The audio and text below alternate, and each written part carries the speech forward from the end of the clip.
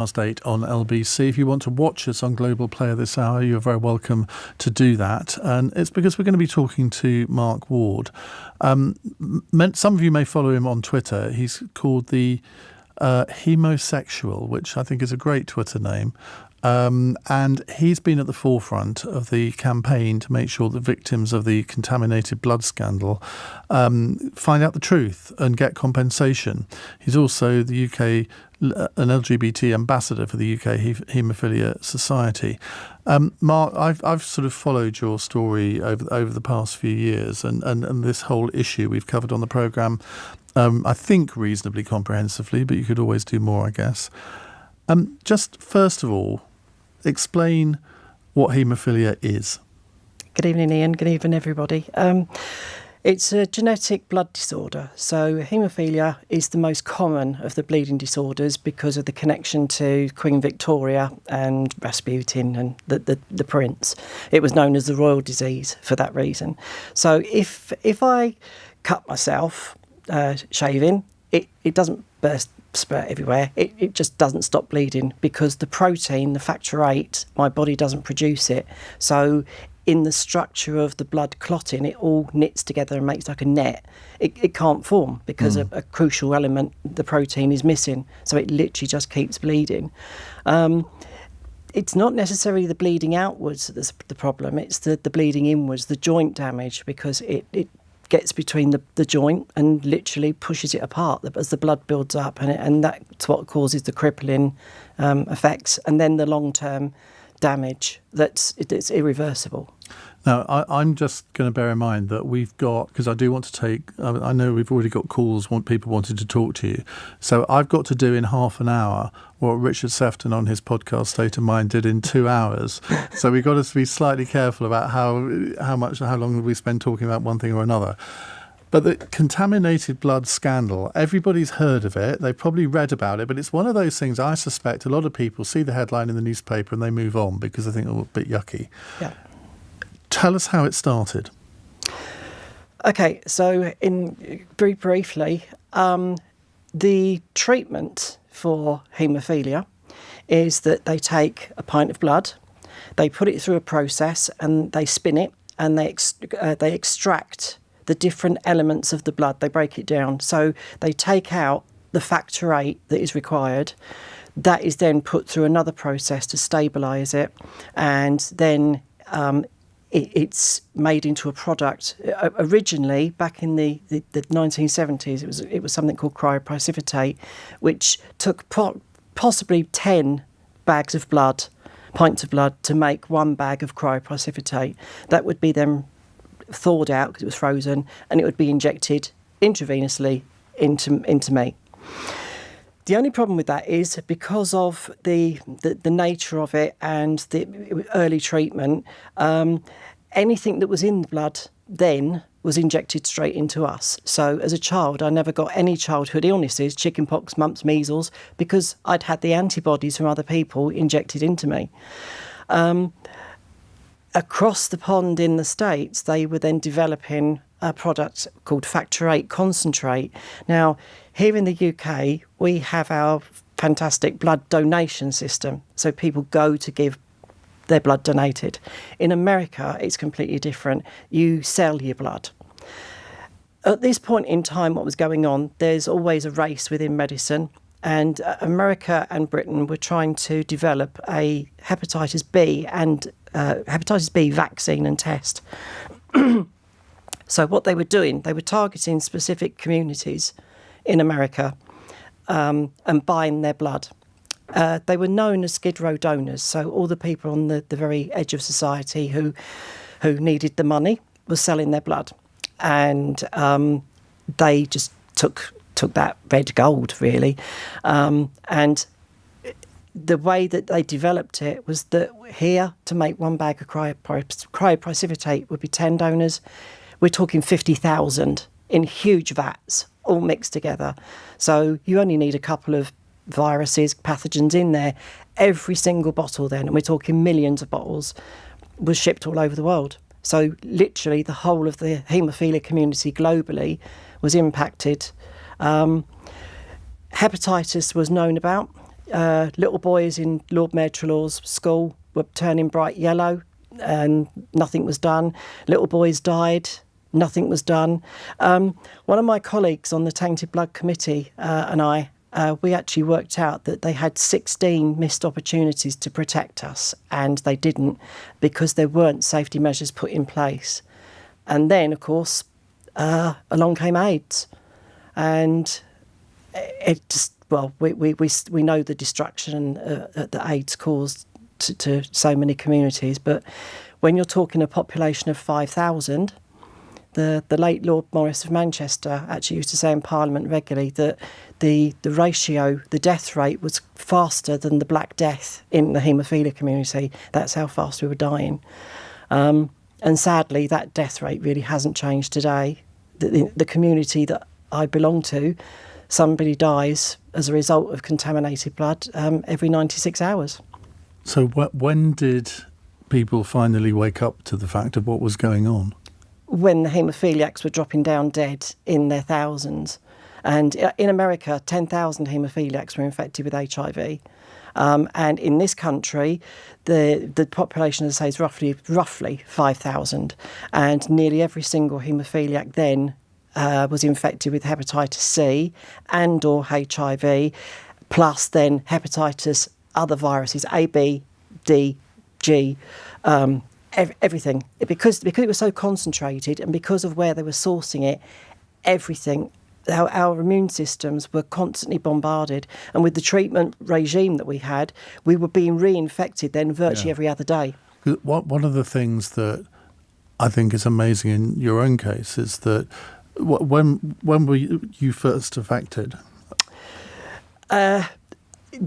I first had factor VIII in 1977. So that's, I believe, because it was 100% infectious for Hep C. So we're talking, what, I can't do my maths now, 23, about 35 years ago, more. More, 45 years ago. Yeah, 45. And over the next 10 or 20 years, I mean, you were basically written off quite a few times, weren't you? That all the medics thought you would die. Yes. Here you are in 2023, looking the picture of health. Thank you. Being labelled as a haemophiliac in the 1970s, the mentality that any child with a disability wouldn't amount to anything, we were going to be ill-educated and we were expensive to maintain, and that's a quote. So we were written off. Along came AIDS, and the line was, well, the quicker they die, we save money, and the money that we saved on the doomed ones will go to the future.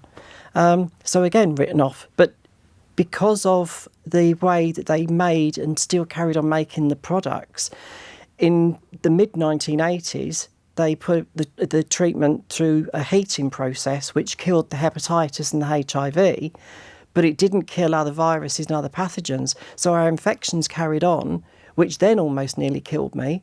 And it wasn't until in the late 1990s, I was then told, whilst connected to machines, that I'd been given treatment that had come from somebody who died from VCJD.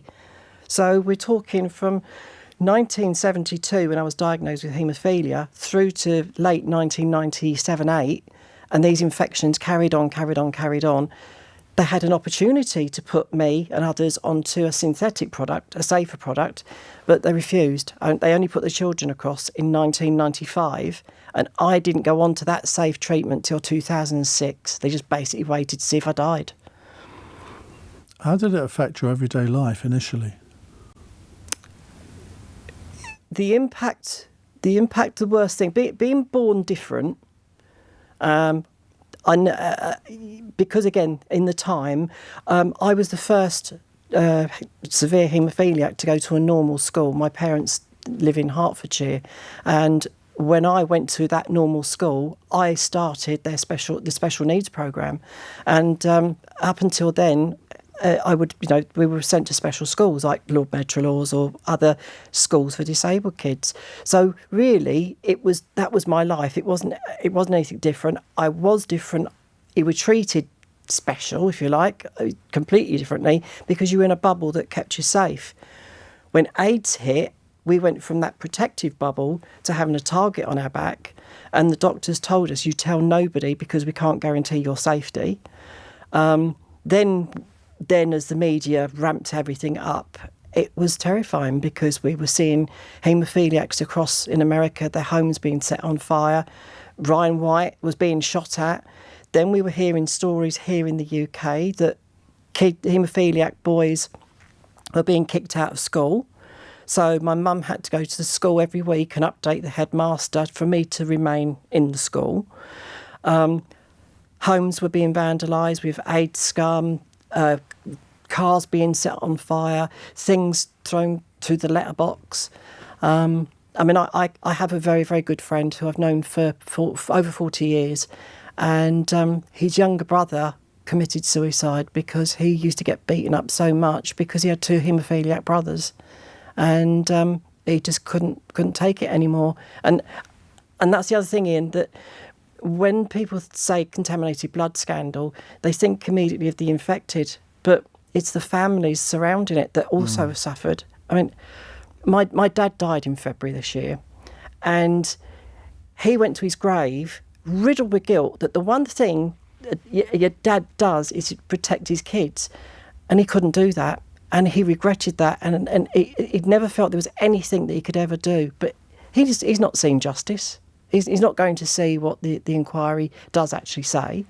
And that's the sad thing, that we are losing not just the infected people, but the families who are ageing and losing all these mums and dads and everyone. The one word which kept coming into my mind while you were speaking there was fear, that a lot of the consequences that you, your friends, your family, other haemophiliacs went through at the time was because of people's fear of the unknown, that they were, I mean, why should they be educated in a way, but they didn't really understand what was going on, and there was a lot of propaganda being put round by people who who definitely ought to have known better. And the fear of the unknown actually is, I think, the thing that is the most powerful thing that divides society, whether it's to do with this subject or many others. I mean, if you look at racial issues, most people are racist because they've never met people from a particular religious or racial group, and therefore they fear that person. And as soon as they do meet someone and they realise, actually, they're the same as me. And it's a bit like the old sort of trope that we used to get, well, I'm sure some people still get, sort of, all the sort of backs against the walls in the showers boys in prison because, like all gay men want to have sex with any man. Yeah. And it's you say that to a straight man, so, well, would you want to have sex with every woman? Well, of course I don't. And all these sort of canards that just get in people's heads, it's all projected fear, isn't it? Oh yeah, definitely. I mean, when you think back to those awful days, one of the things that I say on a regular basis is that people like myself and the other long-term survivors, we are literally living on the edge of that cliff. Tomorrow is a new day that's going to be written in the AIDS manual, and they're writing it now about us. So as we live it, they write it. But there is nobody in front of us. We don't know what's going to happen. And all of those heroes, those brave people in the past who have got us to the point where we are today, the stigma, the hate, the fear, it's all still being circulated today, and we need to really combat that. But yeah, it was. We didn't know what we could do, and as you say, that some of the awful myths that you can't use the same cutlery and towels and things like that, people still believe that, because unfortunately, as progress has really moved on so much, and we are completely in a different world now from where we were in the 80s, thankfully, with medications today.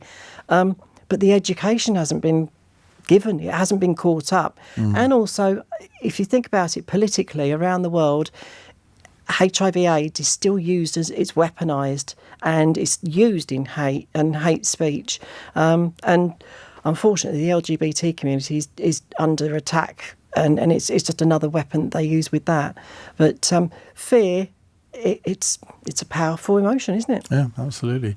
Well, we're going to talk a little bit more to Mark over the next few minutes and then take your calls after 8:30. If you want to book your place, 0345 6060 973 is the number to call. You're writing a book, aren't you? Have you got a publisher? When's that coming out? I'm actually trying to find a publisher, so if anyone's listening, there you go. it's written, it's there, and I need a publisher. Right, we'll hear more from Mark in just a moment. It's 17 minutes past 8. LBC.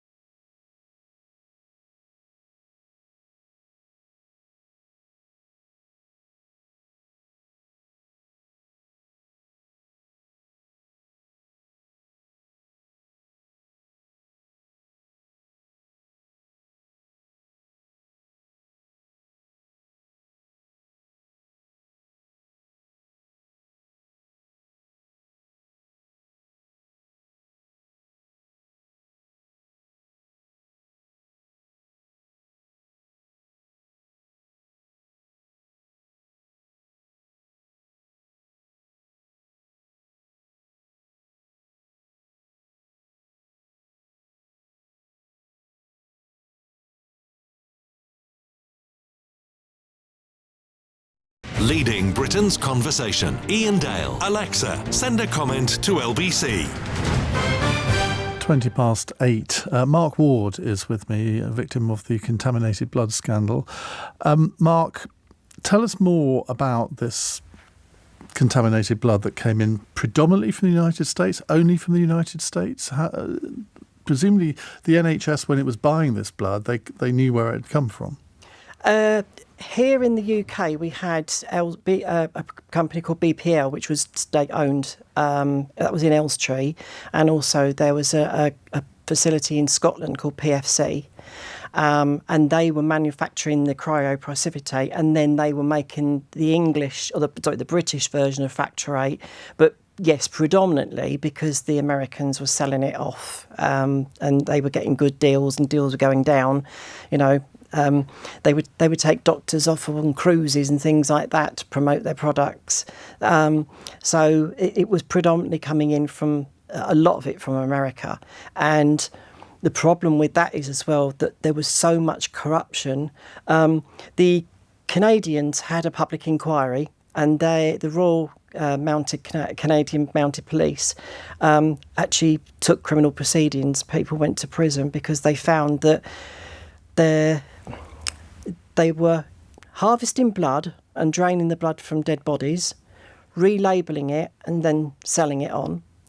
They were also targeting patients in asylums, mental institutions, taking their blood, relabelling it, selling it on.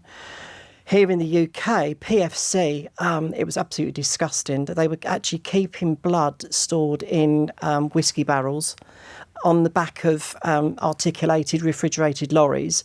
And when the refrigeration broke down, of course, the blood started to rot, but they still used it. It had mice, insects, you name it. There was burnt paper found in some of the treatment. And all they did was just carry on putting it through the system. Elstree, actually, a government inspection went through, and if it had been a private facility, it would have been shut down immediately because it wasn't fit for purpose. It was truly unsafe and certainly not sterile. But because it was government owned, it just carried on operating. And there was paint dripping off the walls into the vats that was then being injected into little boys like myself and others. And here we are in 2023, and we still haven't got to the full truth, and we won't get to the full truth until the report from the inquiry is published, which is now being delayed till next March. And as you say, in the interim, a lot of the victims have died. A lot of their close family will have died as well. So they won't, just like you were saying about your father, he won't ever know what truly happened. No. And sadly, between now and when the report does get published, we're approximately another 48, 50 people infected will die. Yeah.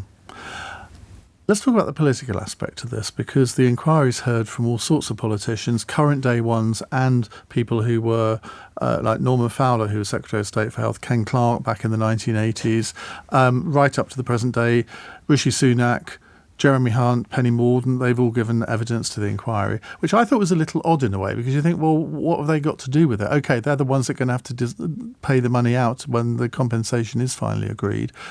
But it's really the people who were there at the time. And then you think, with them, how can they possibly remember everything? I mean, I know you've been present at, I think, virtually every evidence session. Yeah, I'm the only victim who actually went to every location that the inquiry went to hear evidence, so Northern Ireland, Scotland, Wales. And when you listen to people who were Secretaries of State for Health and Social Security at the time, like Ken Clarke and Norman Fowler, what was going through your mind listening to their evidence? So, to be honest, a tornado. Listening to Ken Clarke was actually quite horrific. To hear his attitude and everything was stunning. That he didn't even know. I mean, he actually stated, "I don't know if haemophiliacs take pills or what they do," and we're talking about blood. But Ken Clarke was questioned on a quote that, as it's only haemophiliacs dying, nobody else has to worry about AIDS. And he didn't remember saying that, but. When you see these people that were making life and death decisions back then, and it didn't just affect the haemophiliacs, of course, it was everybody touched by AIDS. Everyone was frightened. Nobody knew what was going on. And Ken Clarke went away on holiday. And then you've got other people that gave evidence where it seemed like they were playing it down. They were being led a lot by information from America. And unfortunately, because of the passage of time, there has now been this creation of a narrative of what people think, not what they know. And I've reached out to many, many HIV organisations across the country here on numerous times to try and work with them, to educate them, to explain. And I get nothing back because of this narrative that's there. And there's this awful thing about, good AIDS, bad AIDS, and the haemophiliacs got good AIDS because we're innocent. And that's all rubbish. That was just something that was created. And that narrative, I can tell you that the haemophiliacs don't think that. Our circumstances are, we were, like in my case, a little boy who went to hospital, was given NHS treatment, and then came out with what was at the time that plague. And we were harmed over and over and over. And what I personally have sought to do, it's never been about money for me. You can't uninfect me. You can't take away the PTSD, the anxiety, the horrors that I've seen and had to face.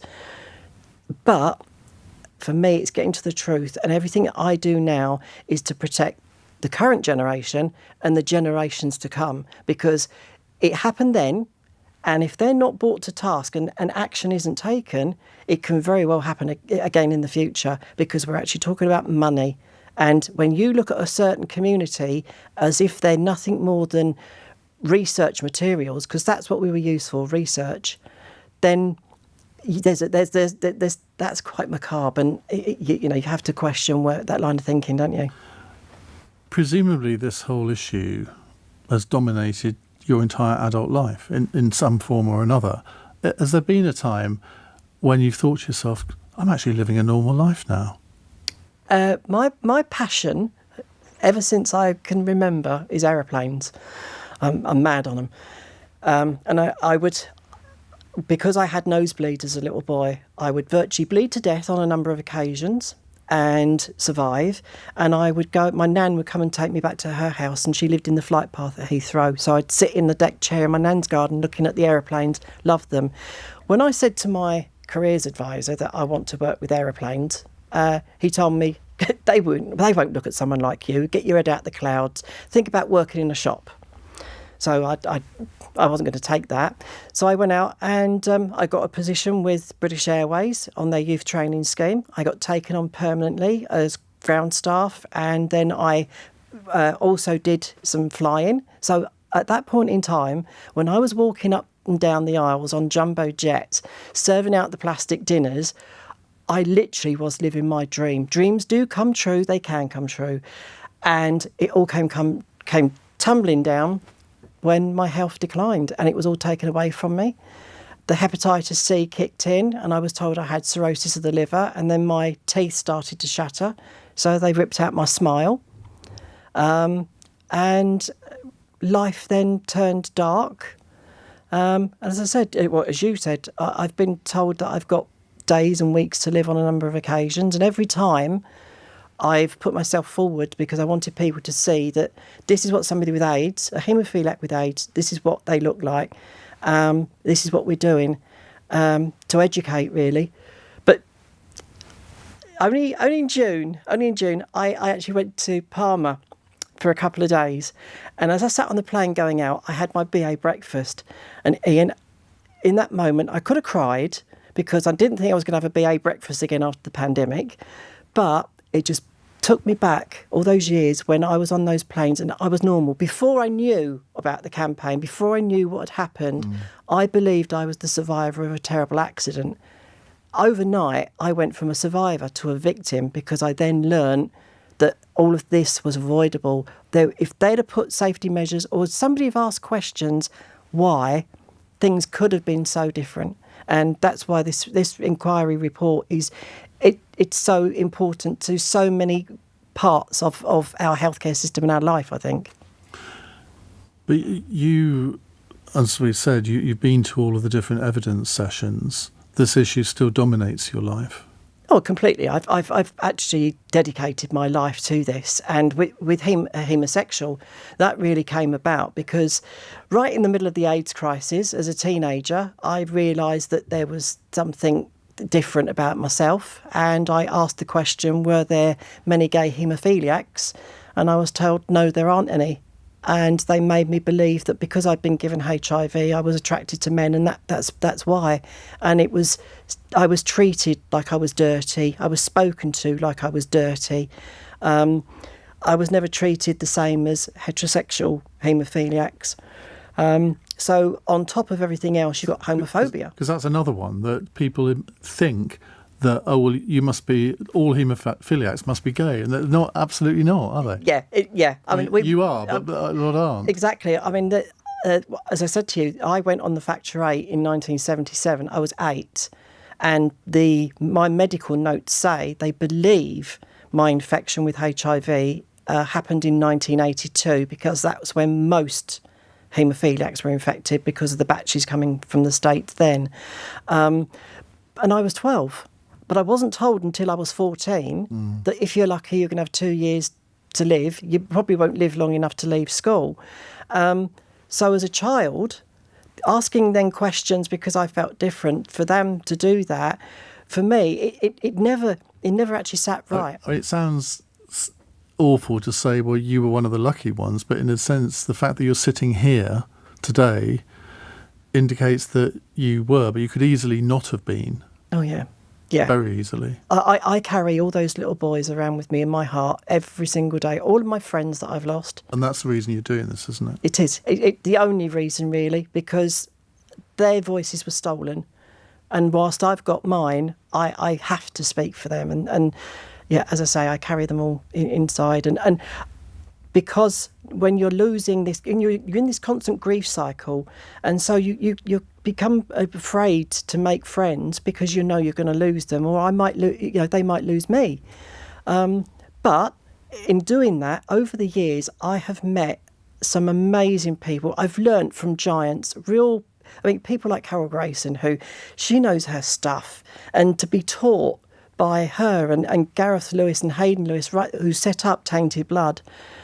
My friend Mike Doricott, he wanted his pictures to be put in the papers when he was connected to life support so people could see exactly what hepatitis C looked like. All these brave people. And I actually sometimes have to think that how lucky I am to have known them and to be able to speak their name as well. Well, we're going to come to your calls in a moment. I'm sure that you will all have lots of things on your mind, maybe questions. It doesn't have to be related necessarily to the contaminated blood scandal, but I mean, if you've been a victim and you want to have a word with Mark, we'd love to hear from you. But also, maybe you've got a question about haemophilia in general, because I must admit, it's something that, I mean, I kind of knew what it was, but if you'd said to me, just spend 5 minutes here and talking about haemophilia, I'm not sure I'd have been able to do. So I think it's one of those things that there does need to be a lot more knowledge about. So do give us a call. We're going to take calls between 8:30 and 9. Well, it's actually gone past 8:30, hasn't it? 0345 6060 973. It's 8:34 news headlines with Daryl Jackson. The family of a 15-year-old girl stabbed on her way to school in South London has visited the scene where she died and say their hearts are broken. A vigil has been held for Iain Dale in Croydon. 3 people, including a 14-year-old girl, have died after a gunman opened fire at a home and a hospital in the Dutch city of Rotterdam. Police say a 32-year-old man has been arrested. And detectives investigating the deliberate felling of an iconic tree in Northumberland have arrested a teenage boy. The 16-year-old is being questioned after the tree at Sycamore Gap next to Hadrian's Wall was cut down overnight. LBC weather: rain moving eastwards this evening, clearer during the early hours with showers for northern Scotland and a low of 8 degrees. This is LBC.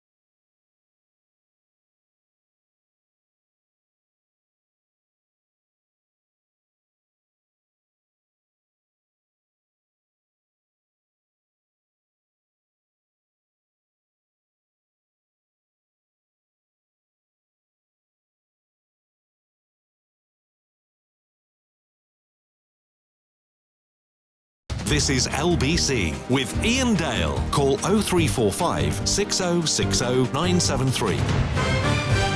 8:37. Mark Ward is with us. We're talking about the contaminated blood scandal. Final question from me before we go to calls. How confident can we be now that all the lessons have been learned and that the blood, whether we get it from the United States or wherever, is safe? You can never be 100% safe because of newly emerging pathogens like we've just seen with COVID. I mean, we didn't know if that could be transmitted through the blood and how dangerous that could have been. But because of this disaster with the blood supply in this country, it is so much safer. Unfortunately, the blood supply around the world, certainly in third world and developing countries, it's still a threat and it's dangerous. And the same thing is still happening. There are still people becoming infected through safe supply. Pauline says, this is a disgrace. What a man. Amazing. He's an icon. I'm humbled. Marion says, feeling sick listening to this. Absolutely scandalous. And Michael says, the man talking is one of the most brilliant speakers I've ever heard. Well, that's not a bad compliment, is it? No, thank you. Maybe he means me. I don't think he does. We should be 100 times angrier about what happened than he seems, but we won't be, will we? Is that something that do you feel that society in general isn't as angry about this as it should be? Yes, at times I do. Yeah, we should be screaming from the rooftops that we're talking about the slaughter of little boys. That they were lambs, we were lambs. We literally walked through the doors, and there was a doctor wrote a medical paper back in the 1980s, and he was complaining that the chimpanzees that they were using were getting too expensive because they kept dying from hepatitis. But haemophiliacs are cheaper. So, yes, I like the gentleman said, I get angry, but if you let anger control your life, you just turn into this bitter, twisted mess. Right, let's go to Stuart in Sevenoaks. Hi, Stuart. Hi, how are you? Hi, not too bad. What would you like to say? Well, I was misdiagnosed with haemophilia as an 8-year-old child with a swollen knee, and they gave me 12 transfusions of factor VIII products and then hid it from me for 37 years, what they did to me, giving me Hep C. And I've, like Mark, brilliant man, Mark, good friend, I have sat and watched through the evidence, not like Mark all the way, but I sat and watched Rishi Sunak snigger, listening to stories of 6 and 7-year-old children die from HIV and Hep C. And his best reaction was, I've got children, so I understand. But how does he understand when his government has just awarded the post office people £600,000 compensation, and we're still waiting for justice because he said he needs to see the final report? It's shameful. Well, you can understand why he does need to see the final report. I mean, it'd be a bit odd to make decisions not based on a final report, wouldn't it? Well, you've got Sir Robert Francis. He done his compensation study and gave it to government, that government asked for him to do in early 2022. And then Sir Brian Langstaff early this year said this is going to be my final say on compensation. And he delivered a report that the government have done nothing with. They've just sat on it and said, we ain't interested in the compensation report. We want to see the final report. Yeah, that's correct, Stu. It's lovely to hear your voice. Thank you. Good bit of support here. But if you remember as well, Stuart, that in the statement that Sir Brian published recently with the talking about the delay to the publishing the report, his final report, he says there that his final word on compensation has been made, wrong's word done, and for the infections alone, compensation needs to be paid. He's been very clear, compensation must be paid. So why the government now has to wait to see the final report to work out that, oh, right, this group of people did get harmed, they did die, they lived terribly, but, oh, yes, we need to do something. But we have taken them morally. We've agreed morally, but we're not going to pay them yet. It's in my eyes, I think we've spoken about this, Stuart, it's further abuse, isn't it? Just remind us of the sums of money that we're talking about here. To be honest, I don't know. I don't know because, as I said, I've not immersed myself in money. I've not asked the question of how much. But I wouldn't know where to begin because, like I said to you, I had my career with British Airways, and when I was working there, because it was literally my life. When I retired, I was medically retired.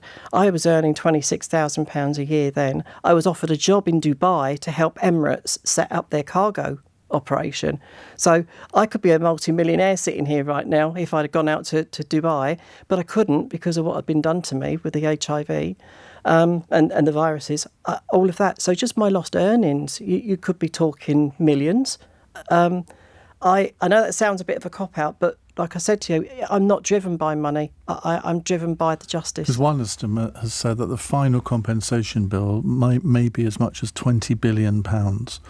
Now, I mean, that's a pretty large chunk of money, isn't it? For any government to be told, well, you've got to find £20 billion now. Yep.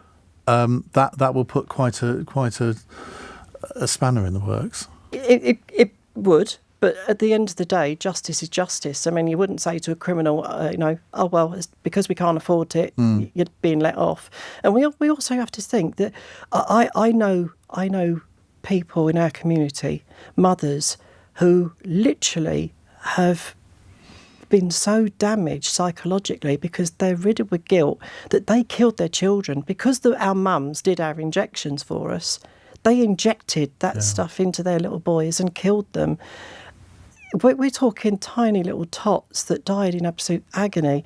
I mean, I could sit here and rattle off, hundreds of names and people that I love very dearly, and their stories are equally as horrific. So it sounds a big figure, but actually when you look at the human costs, they need to pay it. Kenny in Liverpool says, please tell me this man has written a book. Well, he has, but he hasn't got a publisher yet, so I'm going to try and give him a little help in that direction if I can. Pauline says, please thank your guest Mark for his indomitable and humanitarian spirit. Please repeat the book details. Well, I just did. We'll take more of your calls in just a second. It's 8:45. LBC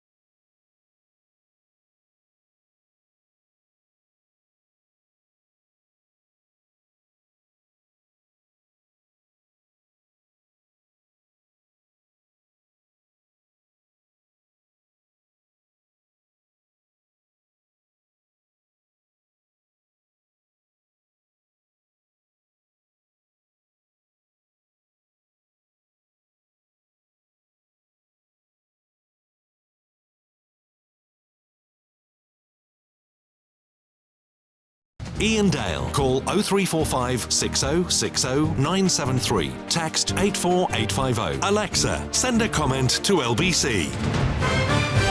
848, Michael says 20 billion worth every penny. You're talking about lives totally destroyed. Not only the haemophiliacs, but their mothers and families. And fathers, don't forget the fathers. They have a role here too. Mark Ward is with us, taking your calls. Stephen's in Manchester. Hi, Stephen. Hi, Ian. How are you? Hi, not bad. What would you like to say? Top man Mark, by the way. Stuart as well. Well, the line's giving out on us, Stephen. We'll come back to you in a moment. Let's go to Lee in Maidstone. Hi, Lee. Hi there, how are you? Very well. What would you like to say? Just a quick story, really, about how it affects people. In my 19, 20-year-old, I used to hang around with a guy called Steve who had haemophilia, and his mum always used to say, look, be careful, because we used to go out on scooters, Vespers and things, and he said, be careful if he has an accident, get him to hospital as soon as you can. We didn't understand what was happening really then. And then about a year or so later, we sort of lost touch, and I was working in a bar, and this man came to the bar and said, hi, Lee, how are you? And I didn't recognise him. He looked about 60, I would say.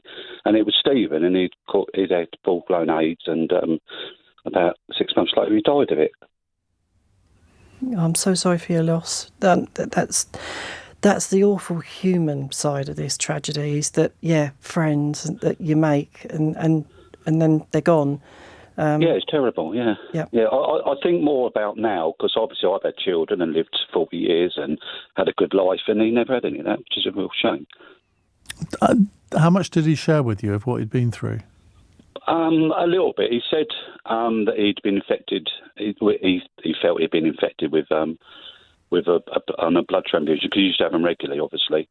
That's what he thought. I don't think it'd all come out properly then, but that was his... we didn't have long to talk, unfortunately. He was out with the family having a meal, and they'd say about a month later he passed away. Yeah. And has that made you take maybe more of an interest in this whole issue than you might otherwise have done? Oh, massively, yeah. When anyone talks about haemophilia, I'll go back to Steve. I've got another friend who had it, but he didn't get infected. I know it sounds strange, and so I've seen both sides of it. And Steve was a very, very good friend. A very small man. He was always quite a small chap. He never a big man, but very funny, outgoing. Didn't let it get in his way. And obviously, the last time I saw him, he was wearing a hat and looked like a 60-year-old man. Mm. Nothing wrong with looking like a 60-year-old man, Lee. No, not at all. He says at the age of 61. Thank you very much for your call. Let's go to Stephen in Manchester again, hopefully on a better line. Hello, Stephen. Hello. Hi. Right, let's start again, shall we? What would you like to tell us? Well, the thing is, I had a perforated ulcer in 1986, got rushed into hospital, just kind of happened. And then obviously had surgery, lot of blood transfusion. I was really lucky to get away with it back in the day. Things were so bad. My brother was in the army, they flew him back from Germany, so they thought it was going to be a bit dodgy. Then anyway, I got through it and everything was fine. Then about 18 months later, they said, you need to come in and have some blood tests. And I was going, why? He said, I feel fit as I could. And are you there, Ian? Yeah, carry on. Yeah, so I thought it was a bit strange at the time, but I talked to my mum about it. Because I was a young boy at the time. You know what I mean? I was like 18 or 19, something like that. So we went to the hospital, did some blood tests, said, everything's great, no, go away. Then what happened? The first lot of surgery and that worked, and I had things called adhesions, which basically, when they did the first op, they left some stuff in there, and it's like snakes wrapping around your intestine, stuff like that. So I ended up back in 2 years later. And it was only after the second time that I went in hospital that they said, oh, yeah, you were checked for HIV. And I'm going, hang on a sec. Now, back in the day, when I was a kid, sort of in 1986, young man, all you saw was the big advert with the big granite rock slabbing down stuff. I go, HIV? What are you talking about? Oh. Said, well, you had a blood transfusion. Said, well, hang on, no one's told me about that. So the thing is, what I understand about what Mark said is, I think people were infected and they knew, but they didn't even have a clue what was going on. Because I then went through this second operation with these adhesions. Luckily, all the blood that I was given was good at the time. I didn't have Hep C, A or B. I didn't have HIV. And it was only like a few years later, because I was kind of glad to be alive, do you know what I mean? So I thought, bloody hell, don't we go through that? I'd just gone through perforated duodenal ulcer, then adhesion, strangled intestines, basically. I'm lucky to be alive. You don't question it. But years later, you look back at it and you go, hang on, they knew that, because they were testing me between 1986 and 1988 when I had those two operations. They knew there was a problem with the blood. Yeah, you're right. But Unfortunately, they never did nothing about it. Unfortunately, Stephen, that what you've just said there, and I'm so glad that you thankfully avoided any of the viruses. You are a lucky man. And one of the horror stories that we keep hearing repeated is that back in the 1980s, mothers who went into hospital to give birth, as a tonic, they would give them a blood transfusion, and then they gave them hepatitis C.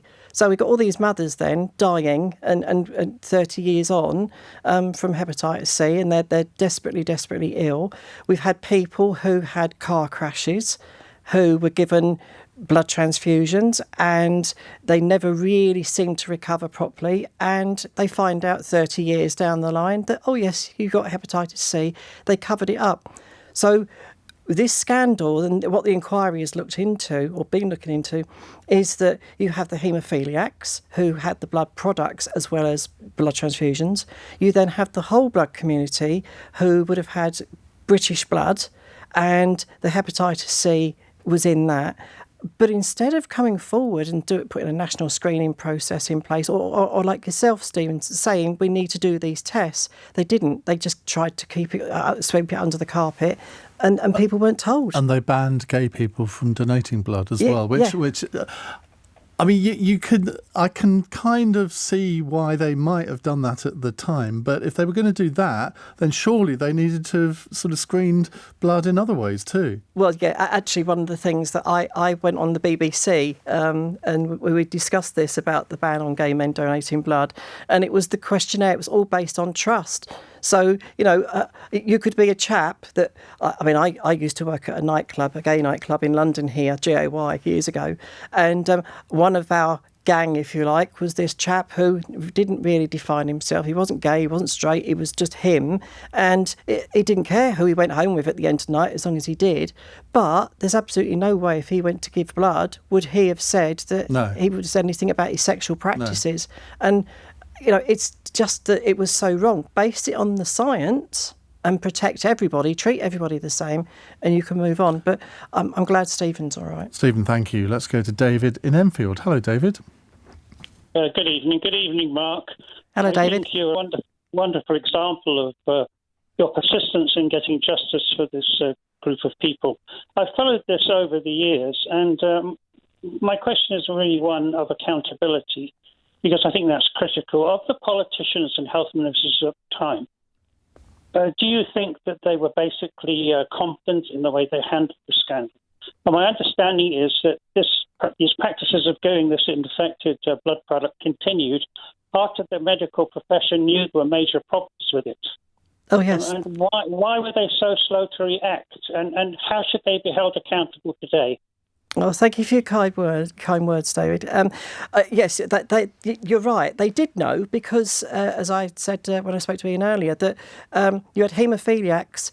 The Factor VIII product wasn't licensed for named patient use in the UK until 1972, but they were already warning people. And in fact, the World Health Organization warned about mass pooled blood products. And a Dr. Garrett Allen wrote a paper called The Prison Effect, because they were sourcing the blood from prisoners and seeing all these outbreaks of hepatitis and people dying. So they did know. But the only problem is that if they put the safety measures in place and put the blood through this heat treatment process, they didn't get as much yield. So it meant they didn't get as much product, and that meant they didn't get as much money. So at the end of the day, this was all about money, and it wasn't about protecting us or saving lives. It was about money. The ministers at the time, as I said, that when information was coming out of the United States, the contrast here is glaring. That Holland, the Netherlands, as soon as AIDS that was mentioned, or they first spoke about it, they pulled up the drawbridge. They went self-sufficient with their blood supply, and sadly, 64 haemophiliacs became infected with either HIV or hepatitis C. 64. Here in the UK, nearly 5,000, nearly every haemophiliac got it. Out of the 1,249 with HIV, there's only 200 of us alive today. But what advice were ministers being given by the medical professionals? Because that's always what I think the key thing is here, because ministers often make the wrong decisions, but they might make it on the fact that they've been given slightly dodgy advice. Oh yes, I think that was definitely going on as well. There's a lot of civil servant information there that was being played down, and ministers, I don't think, were being given the correct information. That really is for Sir Brian to say what happened there, because we've seen things, and you know, all the paperwork that I've seen, and as I said to you, the great campaigners that I know, the documentation, you know, we're talking 14 odd million documents, and there's things in there that the tea lady would say, well, hang on, that can't be right, but a minister didn't say, well, why are these people dying? You know, or how are these people, why, you know, being infected? And they weren't asking questions, or if they were being misled, then I believe, David, that criminal charges should be brought, just like they were in France. The health minister got sent to prison along with other civil servants there. Canada, and also I believe in Japan that there was criminal charges brought. So the fact is, if crimes were committed, and Sir Brian told me to my face that he would do everything that is within his power, and if that meant criminal charges needed to be recommended, then he would do it. Well, all I can say is we will continue to follow this. I'm sure we'll speak again, Mark. Thank you very much indeed for joining us. I mean, I'm looking at the texts and tweets that have come in over the last hour. People have been fascinated, but they've also been horrified by what you've told us, because they weren't aware of a lot of it. So I'm so glad that we've covered this. And if you want to read more about this, Caroline Wheeler, the political editor of the Sunday Times, she's just got a book out now on it. So I'm sure you can find it wherever you